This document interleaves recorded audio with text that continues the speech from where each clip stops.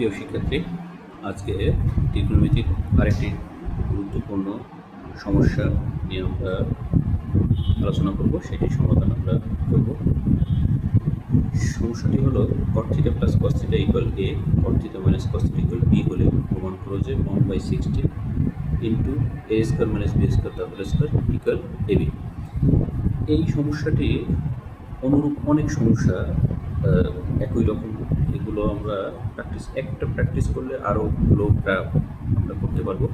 তাহলে এই সমস্যাটাই আমরা সমাধানটা ভালোভাবে প্র্যাকটিস করব, তাহলে অন্যান্য সমস্যাগুলো করতে পারবো।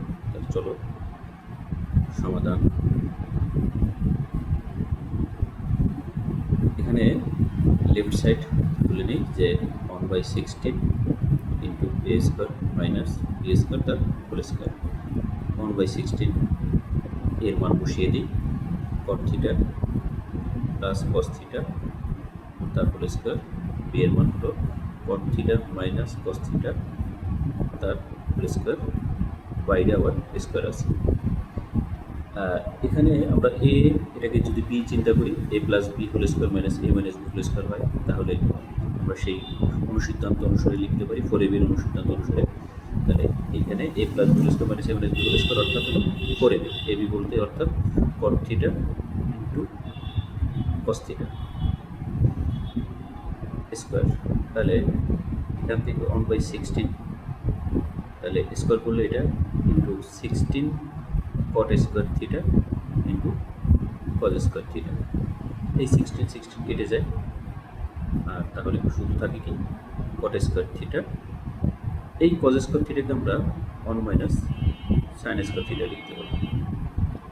এটা আমরা কি গুণ করে দিই cot স্কোয়ার θ দিয়ে, cot square θ into 1 cot square θ, cot square θ into sin square θ।